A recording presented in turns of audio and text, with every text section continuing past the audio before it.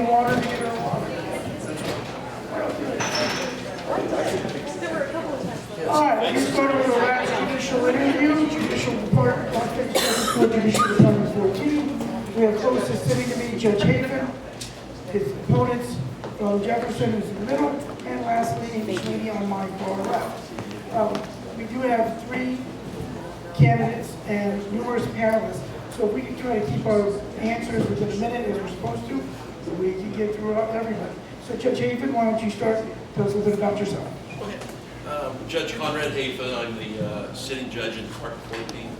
I grew up in Utah. I have a master's degree in public administration, a bachelor's degree in political science, a law degree. I came to Las Vegas in 1988, clerked for Chuck Thompson for a year, then became a career prosecutor, worked up in Humboldt County in Winnemucca, Nevada for 10 years, and then I came down to Las Vegas in 2003 and worked as the Chief Deputy Attorney General under Brian Sandoval and Catherine Cortez Masto for 8 years. In that capacity, I started up the first political corruption unit for the Nevada Attorney General's office. I have 4 children.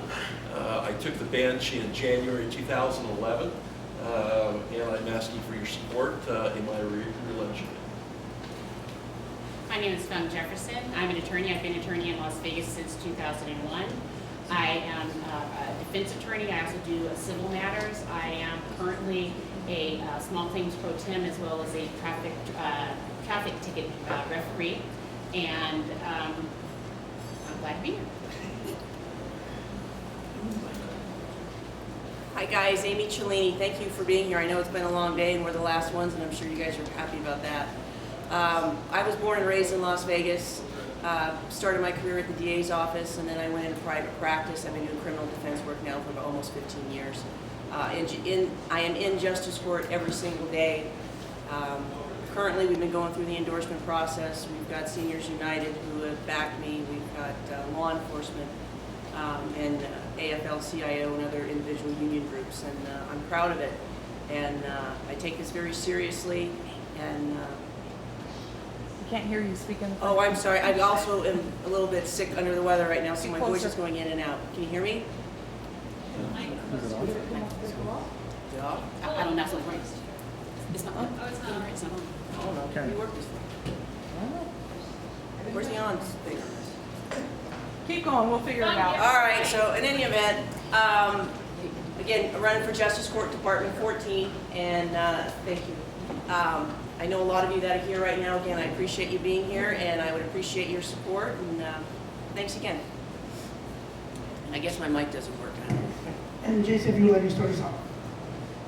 Good afternoon. Thank you for being here. My name is Jason Smith. I'm the Vice Chair of the Libertarian Party of Nevada. My question is not quite as wonky, for lack of a better word. I'm not an attorney. I don't speak legalese, and I'm sure you'll get a lot of those questions. Mine is going to be very basic.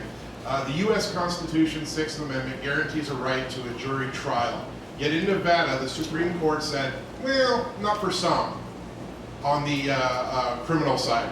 I'd like to know how you can take an oath to uphold and defend the Constitution while allowing other judges in possibly higher seats to say, the 6th Amendment, we're going to interpret, it doesn't matter in the state of Nevada, even though it's in the Constitution of Nevada as well as the U.S.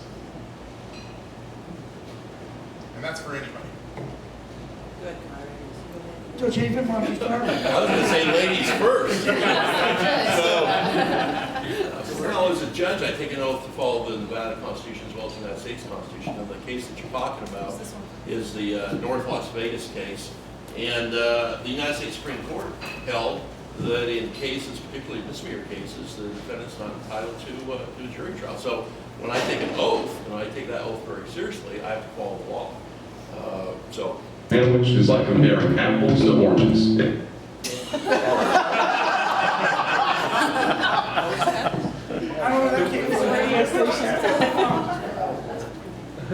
Before you started, ma'am, I just wanted to say, the Constitution was written very plainly. The Second Amendment also has something in it about shall not be infringed. I think it's very common for people smarter than me to make decisions and interpret things, even though the average person can read the Constitution and say, well, that doesn't jive with me. If you read George Mason, he's very clear about what he meant when he authored that for the state of Virginia. How can we just allow it to be changed without going through the amendment process? How do you just have a determination that it's going to be different because we don't have the money to try everybody in a jury trial? I have to agree with Mr. Hafen in that as judges, we do not make the law, nor do we change the law. That's not something that we have the luxury of doing.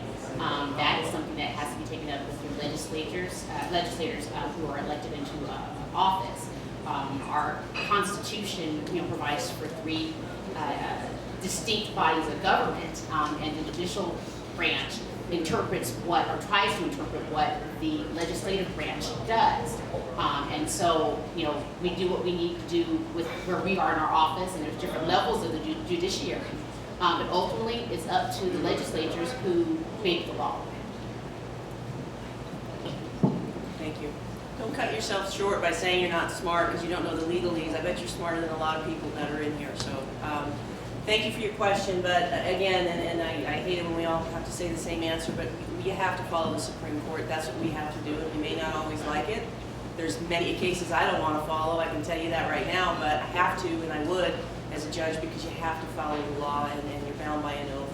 And in terms of that, I have to agree with my two colleagues on this one, Jason. Hi, Monty Levy. I am in the unique position that I appear in front of every single justice court, and I have appeared in front of everyone. Unfortunately, in this race, I do have to abstain. Although I'm not on anyone's support list or anything in this race, I did work, and I was actually hired at the AG's office by Judge Hafen prior to him becoming a judge. So because of that, I'm going to abstain from voting in this race, but I will ask a question. And my question is to Judge Hafen. And I think when you were talking about the Attorney General's office, you said that you worked under Brian Sandoval as well as Catherine Cortez Masto. I think you forgot George Janos. Did you forget him? No, that's not my question, but that's you right. also worked under him, right? Yeah, he was in there for a short period. Right. Okay, so my question is for you, Judge Hafen. NRS 4.374 subsection 1 provides that before accepting a plea from a defendant or proceeding to trial, the justice of the peace shall address the defendant personally and ask the defendant if he or she is a veteran or a member of the military. Is this done in your courtroom? And if so, at what point in the proceedings is that done? Well, what I have, I instruct, through my clerks, I instruct the attorneys to make sure that my clerks or my staff's aware before I call the case whether the defendant's a veteran or not. So I have done that before in the past, but if they come up and tell my clerk that my client's a veteran, then I address those issues in the statute.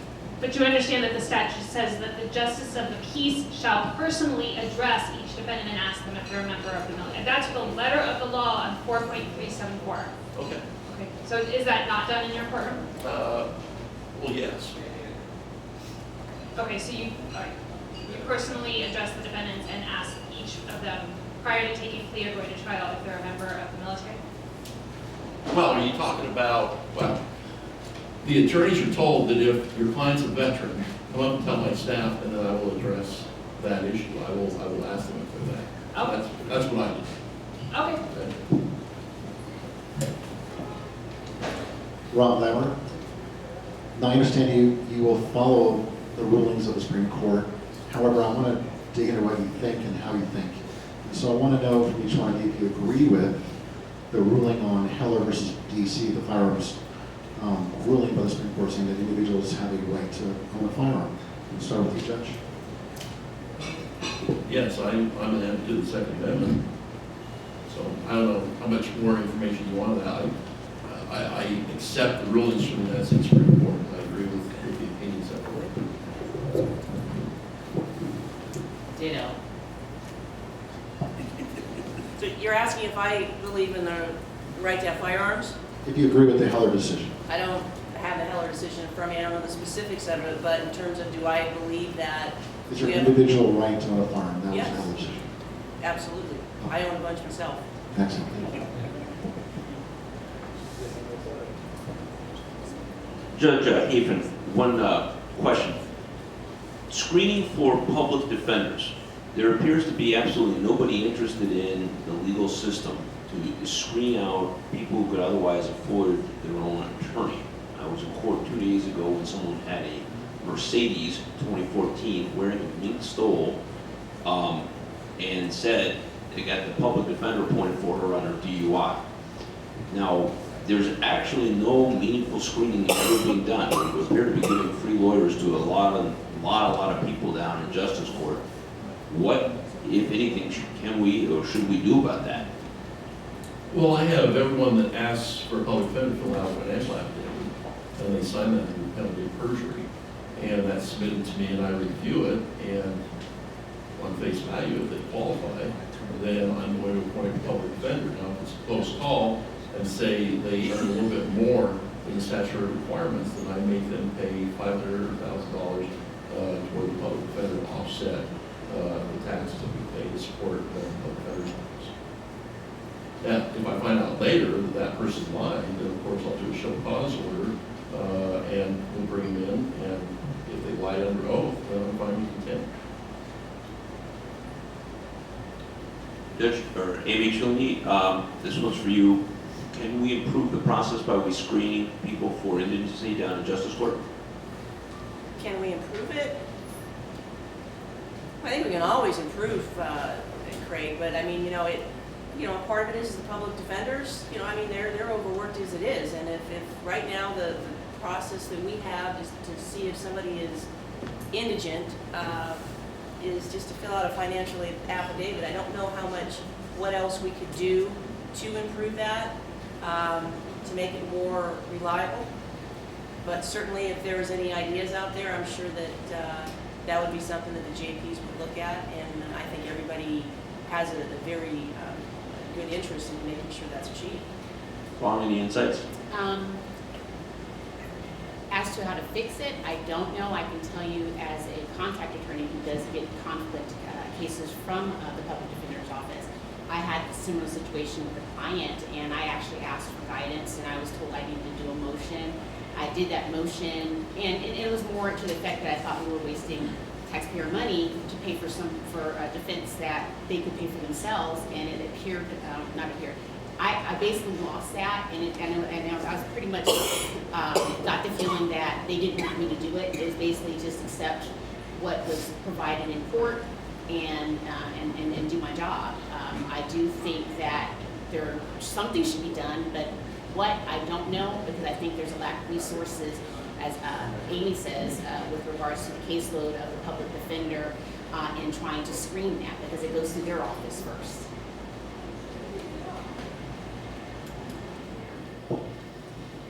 Welcome, candidates. My name is Brian Clark. I don't practice in the Justice Court, but I do have a couple of questions. We had earlier candidates today indicate that there is a perception that defendants aren't getting their day in court, or that parties aren't getting their day in court, and they don't feel that the system is working for them.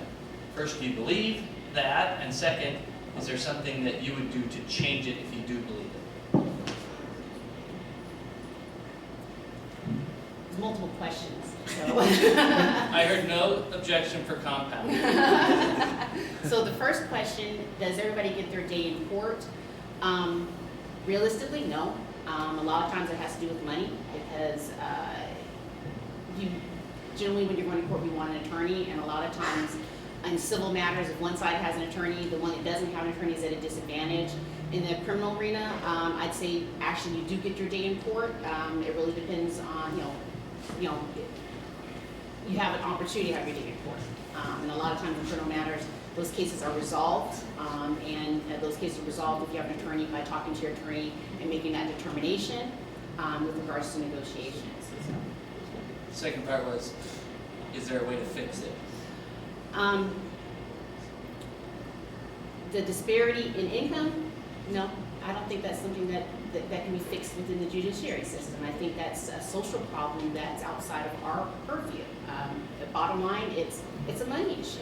Some people have more money than others, and some people can take off work 2 days in a row to go to take care of a traffic ticket because they think the cop was wrong.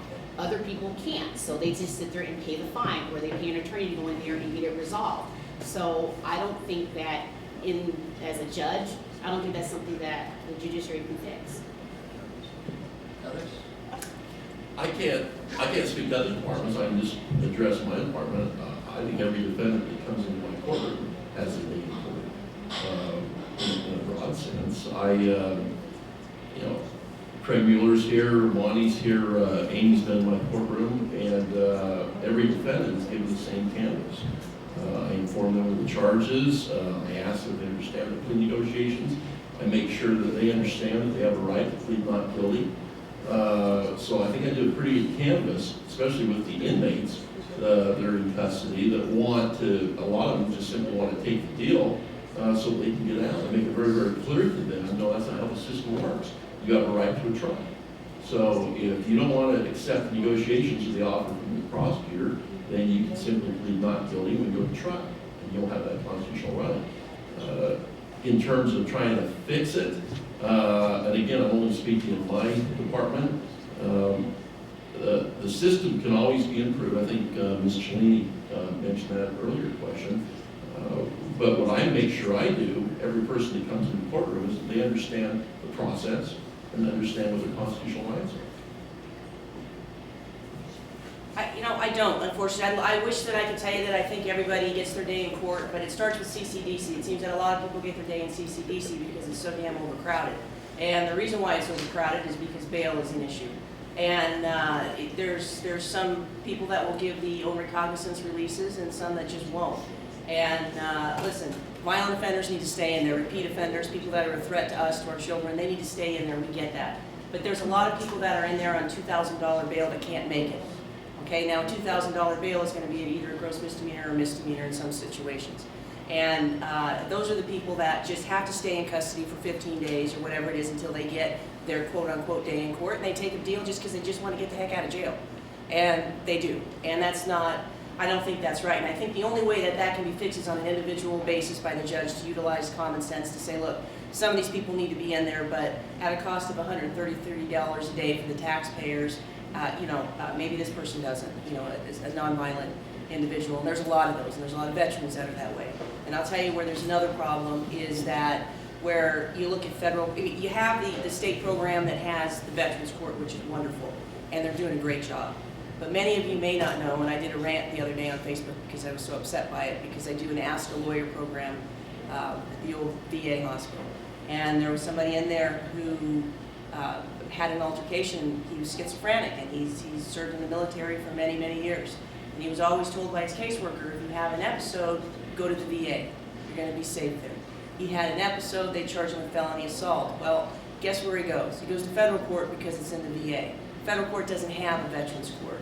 So this poor guy and his caseworker, they didn't know what to do. I said, what do you mean you don't have a veterans court? They go, no, we go in, they're offering us a stay on a felony with probation for 3 years. No, I can tell you this guy, there's no way he can do probation for 3 years. Not because he's going to go commit new crimes, but because he's got mental issues. And so not everyone has a day in court, and I don't know the answer how to fix it, but you need, if once you're aware of it, groups like you're aware of what I just told you, when people come in here and they want to go to Washington, ask them about Veterans Court for federal court. Ask them if they're going to pass a bill. I mean, these are the guys that send, that send the men and women away, and for them not to have a Veterans Court, to me, it's unheard of. So I'm sorry I went on a little rant there, but. Thank you. Hi, my name is Nathan Atkins. Based on your position, right, what will you do to improve the lot of veterans from the position you serve in? You start with you. Sure. Sure. Well, I think it starts with, at least my position, when they come into court and ask important questions. If they're represented by an attorney, find out what their needs are. Do they have a drug problem? Do they have an alcohol problem? What about PSTDs? Is that going to be an issue? So I think it starts at that point, and then, depending if there's a negotiation, then maybe try to help with the defense bar and the prosecutor, try to formulate some type of negotiation to address those issues. I agree with Mr. Hafen. I think it starts with when the defendant is first in court. inquiring as to what their status is with regards to if they're a veteran or not. It's pretty easy to ask that question of the defendant. As a defense attorney, I can tell you sometimes that gets lost with us as we're trying to defend the case and trying to figure out how to get them, trying to get them out on bail, trying to get their bail reduced, OR release, those kind of things. So I think that for a judge, I think it's an easy question just to put on out there and ask the question: are you a veteran? And there's some courts, I think there's, I've been in North Las Vegas Justice Court where they ask that out the gate. They put that on the door, and so that helps out a lot and it prevents some defendants from slipping through the cracks because their defense attorneys are focused on other aspects of their case and trying to help them in their situation. Nathan, can you just repeat the question just so I make sure I get it right? Based on the position you hold, right, what will you do to help veterans? Oh, wait, okay, so you're talking about as a judge. Well, number one, you ask them again, are you a veteran? And if you can facilitate to make it easier to get them into a Veterans Court program, obviously that's something that can be done. I, in addition, would continue to do what I do now, and that's to try to help vets outside and work with Arnold Stock a little bit and volunteer time. I think that's important. We got to give back to these guys. There's so many of them out there and that are homeless, and we've got some major issues. So for me, it would be to continue to give back with my free time with the community service, and as a judge, it would be to do whatever can be done to facilitate getting them into a Veterans Court program. Because Justice Court has a great Veterans Court program and it's a great success. My understanding is they just got a big grant. So things are looking good and they're going in the right direction. But years ago that wasn't, it wasn't always the case.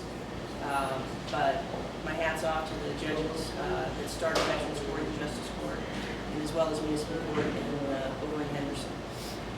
So, and it's also because of groups like you, so keep everybody accountable.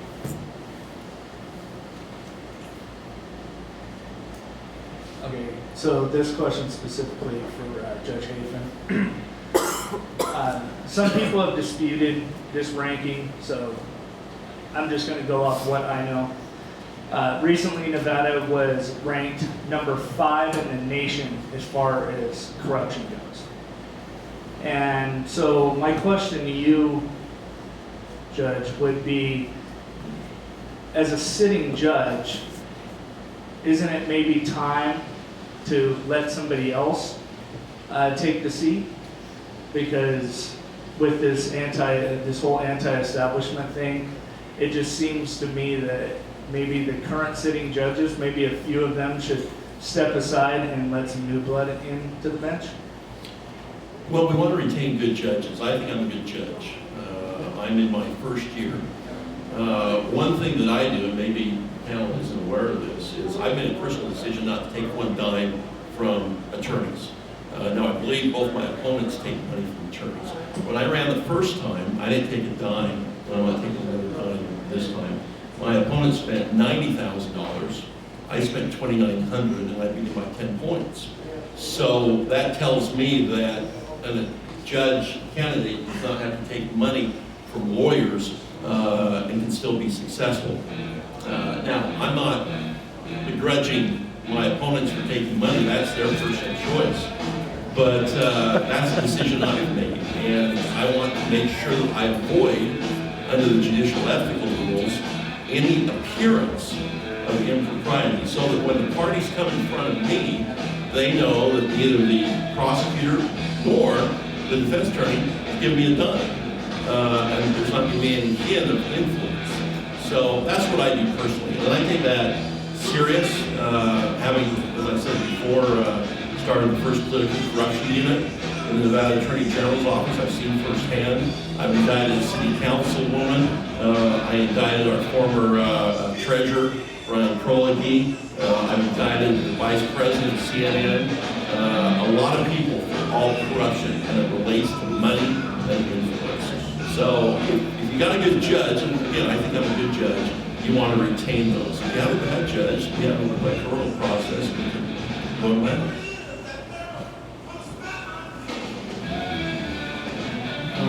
My name is Tim Batana. I'm the state treasurer for the Veterans Party of America. Judge Ms. Amy Chelini, I think is her pronouncing. I appreciate your point on veterans. As a veteran myself, I appreciate what you said. That being said, I am a millennial, so before you start to get too scared, I'm more worried about your actions as a judge and how it affects later court decisions. My question to you would be based kind of off the first question, which kind of scared me. That just kind of scared me, to be honest with you. Here's what I want to know. Do you believe in the letter of the law or the spirit of the law as far as your judgments go? Because I know that's kind of a big deal with the judiciary in general. But I also know that these cases always get brought up at a time and affect later cases in different areas. Well, I heard some of your question. The problem is this music is playing, and I'm like, It's rock hour right now. and I'm like, okay. I believe in the, the answer is you got to believe in the letter of the law. You have to follow what the law is. And I don't know what it was that concerns you about my answer on the first one, but I would certainly address it with you. I don't. Go ahead. Well, just to reiterate, Thank you. When they said, the Supreme Court basically said the Sixth Amendment doesn't apply, and you guys kind of said you have to go off of that. I've always viewed, judges especially, but every citizen having a personal obligation to uphold the Constitution. I just don't think because a higher court says, this is the way it goes, you necessarily have to go with it. I mean, I would assume it'd be your obligation to follow the Constitution first and foremost. Well, I understand what you're saying, Tim, but if our Supreme Court does the law, okay, they write an opinion, and that's the law, and we don't follow it, we're going to get overturned in district court, okay? And it's just going to cause, you're going to have the appellate process going, and that's you don't always have to agree with it, and I respect you for that, Tim, but that's the way that it is, and that's what we have to do. So when our Supreme Court writes an opinion, that's what the law is. Now, there's plenty of opinions that I don't agree with what they've said. There's a search and seizure one that just came out recently, and I can't stand it. I know you agree too. But it is what it is, and we have to follow it. I'm sorry. I wish that would have made. I wish I could tell you what you want to hear, but I'm not going to lie to you. No worries. Anyone want to answer? It's to whoever. I agree with Amy. The bottom line is that we have the Constitution, and the way our system works is the Supreme Court interprets the laws and the Constitution. That's why they're there, and so we are bound to abide by how they rule. And so, again, I'm going back to you have to go back to your lawmakers, because that's where it starts. You look at new laws, you look at amendments, things like that. We don't have that type of ability to change the law as we, whether we agree with it or not. I had a great opportunity to argue for the United States Supreme Court. In fact, it was a case that's now taught in our law schools. And I took that case as a prosecutor from the Justice Court to the District Court, to the Nevada Supreme Court, and all the way up to the United States Supreme Court.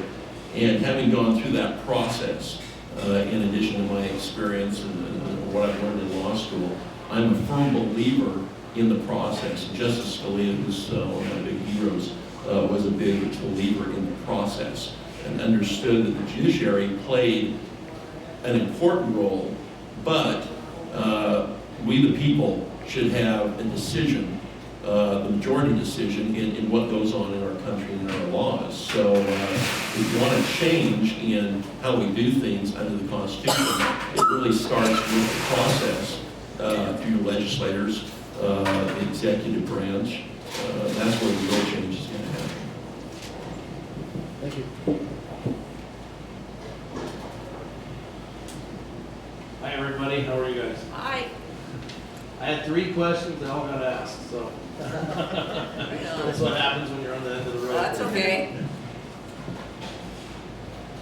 I have a question for Ms. Jefferson. The question is what do you offer to the bench that your 2 competitors do not offer if they're elected or re-elected? I can tell you that I've been in the trenches.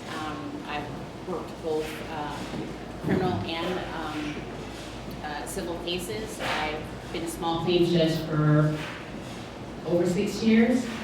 I think that I have a pretty decent temperament for the people who would be in front of me, because the Justice Court is the people's court.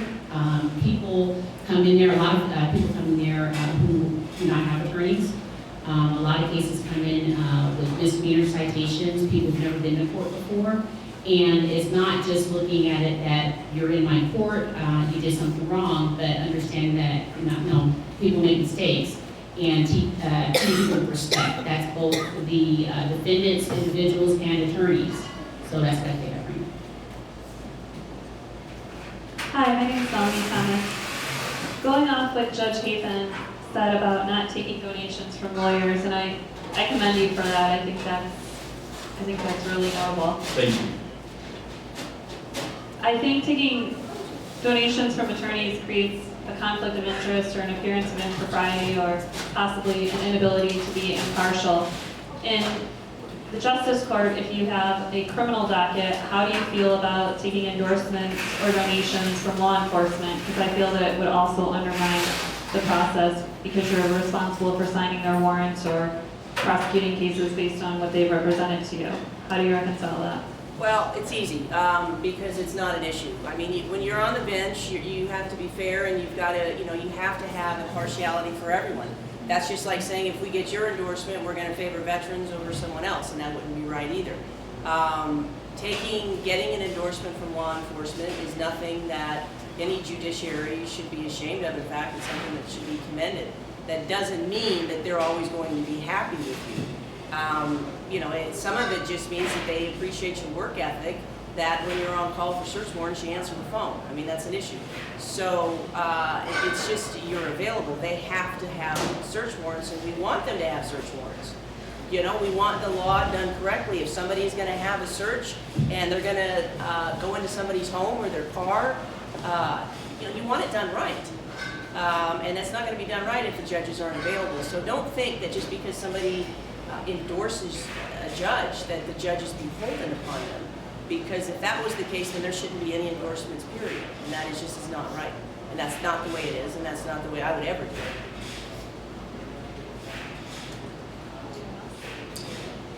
Well, I thought you were addressing it to her, but she got the endorsement. So I don't think I can answer that question because I don't have the endorsement where I get any money from them. And the law enforcement endorsed Ms. Chelini, as I understand it, over me. And the reason for that is because there were several officers who didn't appear in court on 2 consecutive times. One, it was a burglary case. Had the victim in the courtroom, first time ready to testify to their hearing.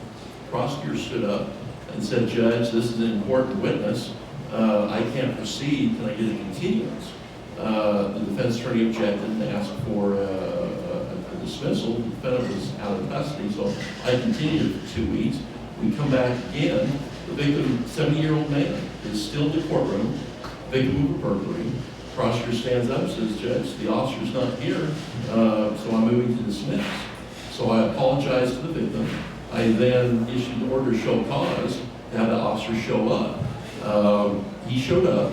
I asked him why he wasn't in court. He didn't have a legitimate explanation, and so I found him in contempt. I asked him to write a letter of apology to the victim, and then I had him pay $100 to a charitable organization. So that's who I am. The law is the law. I'm going to follow it. Whether you're a police officer and I get your endorsement or not, I'm going to continue to hold people accountable. And that's just how I am. Apparently this time around it cost me an endorsement, but it doesn't matter to me because I've kept my principles intact. I think that's important, and that's why I don't take money from attorneys. It's a personal decision. It's part of my principles, and that's who I am. Well, and I would just go on to say just on that maybe they told Judge Hafen that's why they didn't endorse him, but they generally don't tell people why they do or don't endorse. There's a lot of issues, and I don't want to go back and forth, but one is, we know that not all JPs are in the courthouse for 8 hours a day, and that's okay when you're done with your calendar, but be available and answer your phone when you're on call for search warrants. I keep a log, Amy, of all the search warrant calls that come to me. If you'd like to take a look at it, I answer every call. So don't be attacking my record when you don't know the facts. I don't want you to think this is a gotcha type thing. I asked the same question, or I had Sheriff Mack ask the same question to 5 candidates for sheriff in 2004 who were running for sheriff. The question at the time for the sheriffs was, if you were on the street in the mid-50s in Alabama, would you have arrested Rosa Parks for breaking the law? Each one of them proudly said, absolutely not. I would have stood there, made sure she got home all right, be damned the law. The law was wrong. With your answers to my question and the follow-up, after Dred Scott, are you telling me on a lower court you would return a slave because somebody above you in the court system made precedent?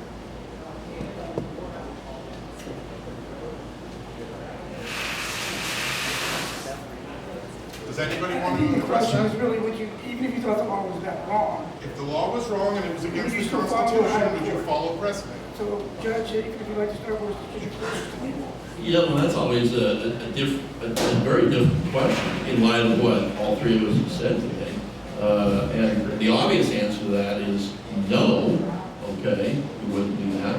But then again, if judges are mavericks on the bench and do whatever they want, no matter what a higher court says, then you have chaos in our system.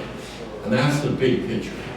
Now, are there individual cases where a judge ought to take a stand? You have the Alabama Supreme Court judge that refuses to accept the gay marriage ruling from the United States Supreme Court. So, and I don't agree with that. The law is the law. So, again, in the overall picture, you can't have chaos in our judiciary system. Almost absolutely. After everybody answers this question, Karen has a question. There's a process. I mean, our country was built on a process. It's not a perfect process. And if you do have individual judges, every judge is different. Every judge comes from a different background. And the fact is, my opinion, I don't know, every sheriff who answered that question was catering to trying to get endorsement. The fact is, the law was the law at the time. There was a lot of people who didn't agree with it. That's why there were so many protests. That's why there was civil disobedience, because they were trying to bring it to the forefront. I don't believe that change would have happened the way it did happen had you had different judges doing whatever they wanted to. Because now you've made the problem a bigger problem. I've seen it where judges have made rulings and they explain, look, this is the law, my hands are bound, but you have another way of going. Let me rule this way, talk to your attorney, file the appeal.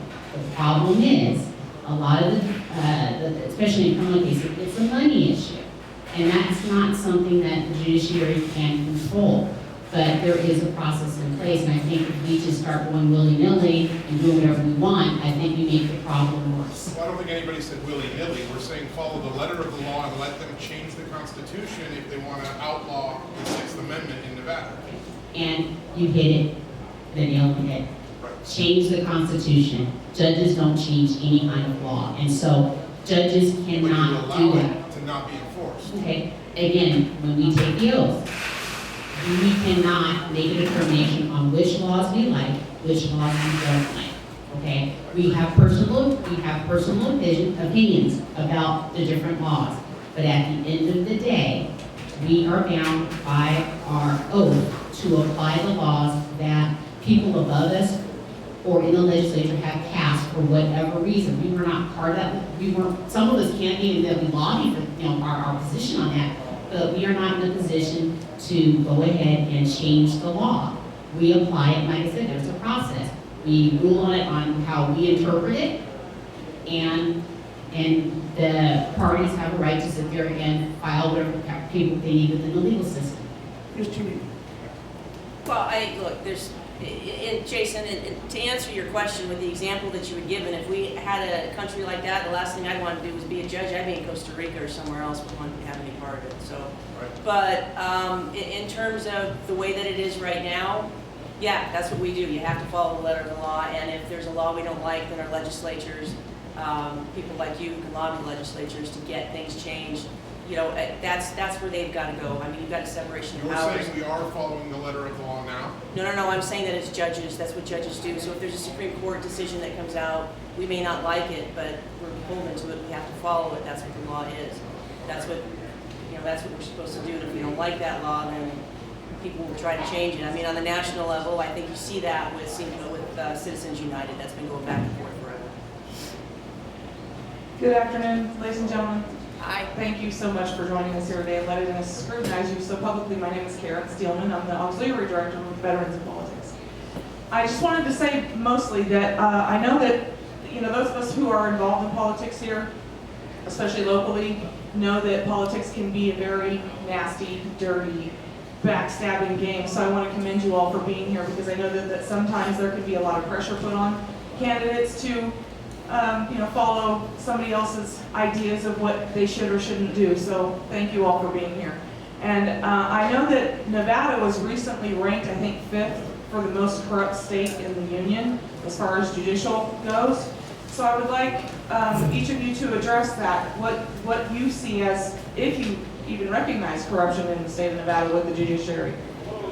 Yeah, I'll take the question. I went to the Federalist Society luncheon a couple weeks ago, and they brought in a speaker who talked about that. That ranking stems from a United States Chamber of Commerce survey, and it focuses primarily on civil judgments. And Chamber of Commerce clearly sponsored by businesses, and they don't appreciate large verdicts on behalf of plaintiffs. So that ranking, for all intents and purposes, stems from that.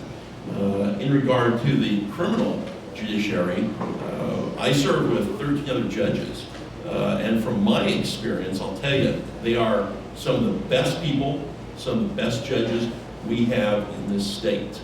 And our district court judges, the ones that I know, I've seen in action both as a prosecutor and also when I spent a couple of years doing some civil work, we had some very, very, very good judges as far as following the law and doing their duty. So the ranking of 5th is kind of a misnomer, because again, that was a survey sponsored by the United States Chamber of Commerce, and it primarily dealt with the large jury verdicts that are issued out of Las Vegas. That's why we got such a low ranking. I don't think it really has a reflection on the Justice Court, Las Vegas Township, where I sit. Mr. Hafen has more information on that issue. I have heard about the ranking, and I can tell you in my experience with regards to the judges and clients I've had, both civilly, criminal defendants. I don't always agree with what they do, but it's not an easy job. And so I hope that they do the best they can do with what they have, and I have no complaints on it. And I can't say that my clients have been treated unfairly. Thank you, Ms. Chelini. Look, in the Justice Court, it's not an issue. There's some of the, I agree with Judge Hafen on that one. They've got some of the greatest judges on the bench. I know a lot of you had talked about campaign contributions and taking campaign contributions, and I had just mentioned the Citizens United. At the local level, that isn't really an issue. The average donation from a criminal defense attorney goes usually between $100 to $250. You are not going to win an election from getting money from the defense bar, trust me. Now, I have taken money from the defense bar, and I'm proud of it, in the sense that they see me at work every day, they know my work ethic, and they think I would do a good job. I've also taken money from district attorneys. So there's both sides to it. We also have a system that if it was ever to where we thought somebody was getting special treatment or whatever, trust me, they'd be called out. But it isn't at the Justice Court level. That's peanuts. I mean, that you just don't get the big donations from people. Again, the average donation is $250, and there isn't anyone in this room that writes a check to a judge that expects special treatment. And Judge Hafen said it himself. All the other judges do take money. The Supreme Court says you can take money, and that might contribute to why that perception is as well of the corruption, because when you hear that, it just seems insane. But the reality is that again, all the judges do it, and it isn't a problem in terms of that. There may be different problems that people perceive, but none of them think, oh, judges take $250 or what have you from someone, so therefore they're going to be beholden to this person. It just isn't an issue. And again, to echo what Judge Hafen said, they're some of the best judges on the bench, and they all take money. So it's take it with a grain of salt. Now you take that and you compare to something like where you've got Sheldon Adelsons or millionaires that are dumping money into certain candidates, via the Citizens United ruling. That takes a different turn. But you're not even in the same game on this one. Thank you. I thank the candidates and Judge Hafen for their time and Hafen for their time. We'll wrap up today. Thank you once again, Scott Gormley, owner of the Kitchen, Brett Jones, owner of Beer Water, George Carson, owner of All Talk Radio, other few sponsors, which I remember being Craig Mueller is one of them, and where's my notes? One right here. Kevin Pollack, former Clark County District Judge. Thank everybody for the time.